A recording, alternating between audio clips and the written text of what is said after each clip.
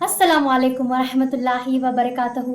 ಹೇಗಿದ್ದೀರಾ ಎಲ್ಲರೂ ಆ ಅಲ್ಲಾಹನು ಇಷ್ಟಪಡುವ ರೀತಿಯಲ್ಲಿ ನಿಮ್ಮ ಗುಣಗಳನ್ನು, ನಿಮ್ಮ ನಡೆ ನುಡಿಗಳನ್ನು, ವಿನಯತೆಯನ್ನು ಬದಲು ಮಾಡಿಕೊಳ್ಳುತ್ತಾ ನಿಮ್ಮ ಜೀವನವನ್ನು ಆ ಅಲ್ಲಾಹನು ಇಷ್ಟಪಡುವಂತೆ ನಡೆಸುವಂತಹ ಪ್ರಯತ್ನದಲ್ಲಿ ಇದ್ದೀರಾ ಎಂದು ನಾನು ಭಾವಿಸುತ್ತಾ ಇಂದಿನ ವಿಡಿಯೋದಲ್ಲಿ ನಾವು ಇದೇ ವಿಷಯದ ಬಗ್ಗೆ ಮಾತನಾಡೋಣ. ದರೂದ್ ಓದುವುದರಿಂದ ಅಲ್ಲಾಹನು ನಮ್ಮೊಳಗೆ ಆಧ್ಯಾತ್ಮಿಕವಾಗಿ ಬದಲಾವಣೆ ಮಾಡುವಂತಹ ಆ ವಿನಯತೆ, ಅಲ್ಲಾಹನು ನೀಡುವಂತಹ ಆ ಉಡುಗೊರೆ ಯಾವ್ಯಾವು ಎಂದು ನಾವು ಇಂದಿನ ವಿಡಿಯೋದಲ್ಲಿ ನೋಡೋಣ. ದರೂದ್ ಶರೀಫ್ ಓದುವುದರಿಂದ ಆ ಅಲ್ಲಾಹನು ನಮಗೆ ಸಾಕಷ್ಟು ಉಡುಗೊರೆಗಳನ್ನು ನೀಡಿದ್ದಾನೆ. ನಾನು ಇದೇ ವಿಷಯದ ಬಗ್ಗೆ ಹಿಂದಿನ ವಿಡಿಯೋದಲ್ಲಿ ಒಂದು ವಿಡಿಯೋ ಮಾಡಿದ್ದೇನೆ. ಅದನ್ನು ನೀವು ನೋಡಿಲ್ಲ ಎಂದರೆ ಕೆಳಗಡೆ ಅದರ ಲಿಂಕ್ ಇದೆ, ಅದನ್ನು ನೀವು ಹೋಗಿ ನೋಡಬಹುದು. ಮತ್ತು ದರೂದ್ ಓದುವುದರಿಂದ ನಮಗೆ ಸಿಗುವ ಆಧ್ಯಾತ್ಮಿಕ ಗುಣಗಳು ಯಾವ್ಯಾವು, ನಮ್ಮೊಳಗೆ ಬದಲಾಗುವ ಆ ವಿನಯತೆ ಯಾವುದು ಎಂದು ನಾವು ಒಂದೊಂದಾಗಿ ಇಂದಿನ ವಿಡಿಯೋದಲ್ಲಿ ನೋಡೋಣ. ಮೊದಲನೆಯದಾಗಿ, ದರೂದ್ ಓದುವುದರಿಂದ ನಮಗೆ ಸಿಗುವ ವಿನಯತೆ ಯಾವುದು ಎಂದರೆ, ಇದು ಕೇವಲ ನಾವು ದರೂದ್ ತೋರಿಕೆಗೆ ಓದುತ್ತಿರುವುದಿಲ್ಲ, ಘಮಂಡಿಗೂ ಸಹಿತ ನಾವು ಓದುತ್ತಿರುವುದಿಲ್ಲ. ಇದು ಕೇವಲ ನಮ್ಮ ನಬಿ ಸಲ್ಲಲ್ಲಾಹು ಅಲೈಹಿ ವಸಲ್ಲಂ ಅವರ ಮೇಲೆ ನಾವು ಇಟ್ಟಿರುವ ಅಪಾರವಾದ ಗೌರವ ಮತ್ತು ಪ್ರೀತಿಯಿಂದ ಮಾತ್ರ ನಾವು ಅವರಿಗೆ ಹತ್ತಿರವಾಗಲು ಈ ಒಂದು ದರೂದ್ ಶರೀಫನ್ನು ಓದುತ್ತಾ ಇರುತ್ತೇವೆ. ದರೂದ್ ಓದುವುದರಿಂದ ನಮಗೆ ಸಿಗುವ ಎರಡನೆಯ ನಮ್ಮೊಳಗೆ ಬದಲಾಗುವ ಗುಣ ಯಾವುದು ಎಂದರೆ, ನಾವು ಪ್ರತಿ ಸಲ ದರೂದ್ ಓದಿದಾಗ ಅಲ್ಲಾಹನು ನಮ್ಮ ತಪ್ಪುಗಳನ್ನು ಅಳಿಸಿ ಹಾಕುತ್ತಾನೆ. ದರೂದ್ ಶರೀಫ್ ನಮ್ಮ ತಪ್ಪುಗಳನ್ನು ಶಾಶ್ವತವಾಗಿ ಮುಚ್ಚಿ ಹಾಕುತ್ತದೆ. ಯಾಕೆ ಎಂದರೆ, ನಾವು ಒಂದು ಸಲ ದರೂದ್ ಓದಿದಾಗ ಅಲ್ಲಾಹನು ನಮ್ಮ 10 ತಪ್ಪುಗಳನ್ನು, 10 ಪಾಪಗಳನ್ನು ಅಳಿಸಿ ಹಾಕುತ್ತಾನೆ. ಯಾವ ರೀತಿ ಅಳಿಸಿ ಹಾಕುತ್ತಾನೆ ಎಂದರೆ, ತಪ್ಪನ್ನು ನಾವು ಮಾಡೇ ಇಲ್ಲ ಎನ್ನುವ ರೀತಿಯಲ್ಲಿ ಅದನ್ನು ಶಾಶ್ವತವಾಗಿ ಅಳಿಸಿ ಹಾಕುವಂತಹ ಶಕ್ತಿ ಈ ದರೂದ್ ಶರೀಫ್ಗೆ ಇದೆ. ನಾವು ಮೂರನೆಯ ಲಾಭ ಯಾವುದು ಎಂದರೆ, ನಾವು ಎಷ್ಟು ದರೂದ್ ಓದುತ್ತೇವೋ ಅಷ್ಟು ಅಲ್ಲಾಹನು ನಮ್ಮ ನೇಕಿಗಳನ್ನು ಹೆಚ್ಚು ಮಾಡುತ್ತಾ ಹೋಗುತ್ತಾನೆ.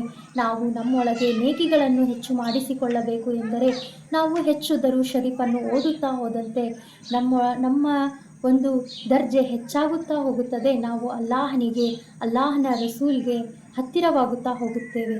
ದರೂದ್ ಶರೀಫ್ ಓದುವುದರಿಂದ ನಮ್ಮೊಳಗೆ ಆಗುವ ಇನ್ನೊಂದು ಬದಲಾವಣೆ ಯಾವುದು ಎಂದರೆ, ದರೂದ್ ಓದುತ್ತಾ ನಾವು ನಮ್ಮ ಗುಣಗಳಲ್ಲಿ ಅದರ ಪರಿಣಾಮವನ್ನು ನೋಡುತ್ತೇವೆ. ನಮ್ಮ ಮೇಲೆ ಅದರ ಪರಿಣಾಮ ಎಷ್ಟು ಬೀಳುತ್ತೆ ಎಂದರೆ, ನಮ್ಮ ನಡೆ, ನಮ್ಮ ನುಡಿ, ನಮ್ಮ ವಿಚಾರಗಳು ಎಲ್ಲವೂ ಶುದ್ಧಿಯಾಗುತ್ತಾ ಹೋಗುತ್ತವೆ. ನಮ್ಮ ಆತ್ಮದ ಶುದ್ಧಿಯನ್ನು ದರೂದ್ ಶರೀಫ್ ಮಾಡುತ್ತದೆ. ನಮ್ಮೊಳಗೆ ಒಂದು ಒಳ್ಳೆಯ ವಿನಯತೆಯನ್ನು ಬೆಳೆಸುವಂತಹ ಶಕ್ತಿ ಈ ದರೂದ್ ಶರೀಫ್ಗೆ ಇದೆ. ಐದನೆಯ ಪರಿಣಾಮ ನಮ್ಮ ಮೇಲೆ ಬೀರುವಂತಹ ಯಾವುದು ಪರಿಣಾಮ ಎಂದರೆ, ದರೂದ್ ನಮ್ಮ ಜೀವನದಲ್ಲಿ ಸೋತು ಹೋದವರಿಗೆ, ನೊಂದು ಹೋದವರಿಗೆ, ಜೀವನದ ಮೇಲೆ ನಂಬಿಕೆಯನ್ನು ಕಳೆದುಕೊಂಡುವವರಿಗೆ ದರೂದ್ ಓದಿದಾಗ ಅವರ ಮನಸ್ಸಿನಲ್ಲಿ ಇನ್ನೊಂದು ಹೊಸ ನಂಬಿಕೆ ಮೂಡುತ್ತದೆ, ಜೀವನದ ಮೇಲೆ ಆಸೆ ಮೂಡುತ್ತದೆ, ಒಂದು ಉತ್ಸಾಹವನ್ನು ನೀಡುತ್ತದೆ.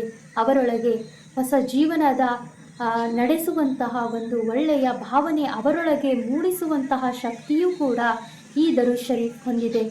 ಆರನೆಯ ಬದಲಾವಣೆ ಯಾವುದು ಎಂದರೆ, ನಾವು ಪ್ರತಿ ಸಲ ದರೂದ್ ಶರೀಫ್ ಓದುತ್ತಾ ನಮ್ಮ ಜೀವನದ ಒಂದು ಭಾಗವನ್ನು ಮಾಡಿಕೊಂಡು ನಮ್ಮೊಳಗೆ ದರೂದ್ ಶರೀಫನ್ನು ಅಳವಡಿಸಿಕೊಂಡಾಗ ನಮ್ಮ ಮತ್ತು ನಮ್ಮ ನಬಿ ಸಲ್ಲಲ್ಲಾಹು ಅಲೈಹಿ ವಸಲ್ಲಂ ಅವರ ಮಧ್ಯೆ ಇರುವ ನಂಟು ಹೆಚ್ಚಾಗುತ್ತದೆ.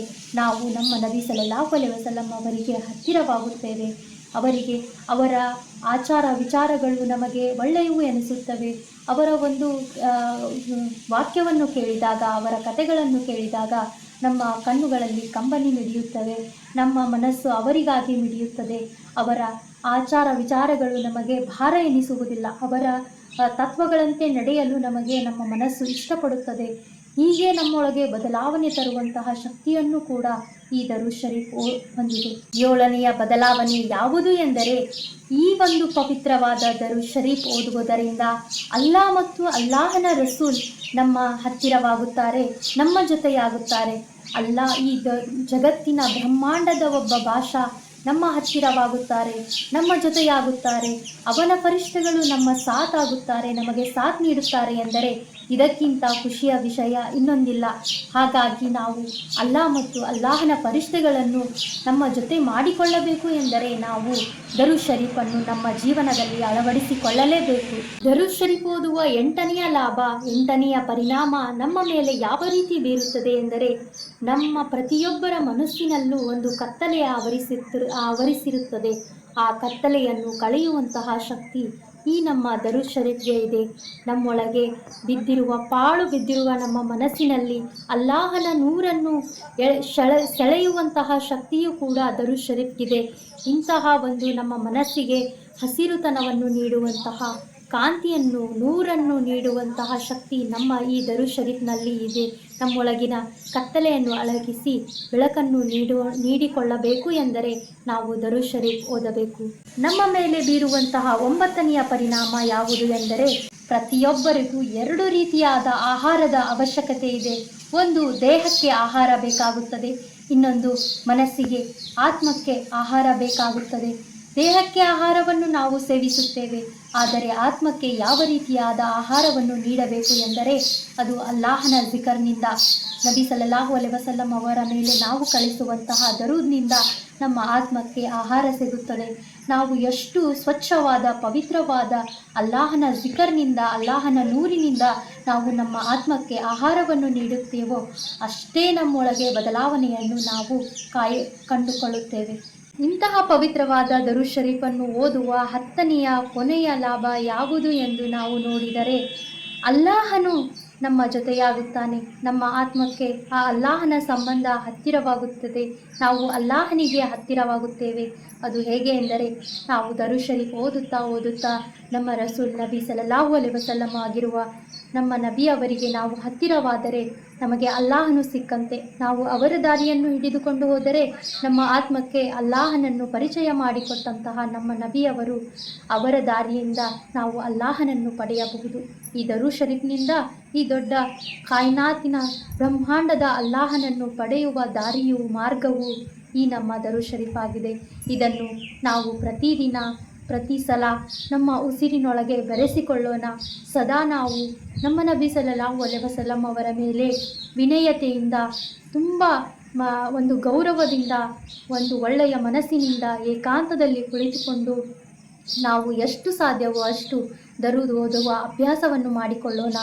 ನಾವು ಓದೋಣ, ನಮ್ಮ ಮಕ್ಕಳಿಗೂ ಸಹಿತ ಇದರ ಒಂದು ಪಾಠವನ್ನು ಕಲಿಸಿಕೊಟ್ಟು ಅವರ ಜೀವನ, ನಮ್ಮ ಜೀವನ, ಈ ದುನಿಯಾದ ಮತ್ತು ಆಖಿರತ್ತಿನ ಜೀವನವನ್ನು ಅಲ್ಲಾಹನು ಉಜ್ವಲಗೊಳಿಸಲಿ, ನಮ್ಮೆಲ್ಲರನ್ನು ಯಶಸ್ಸು ಮಾಡಲಿ ಎಂದು ಅಲ್ಲಾಹನಿನಲ್ಲಿ ನಾವು ಬೇಡಿಕೊಳ್ಳುತ್ತಾ ಇಂದಿನ ವಿಡಿಯೋವನ್ನು ಇಲ್ಲಿಗೆ ಮುಗಿಸೋಣ.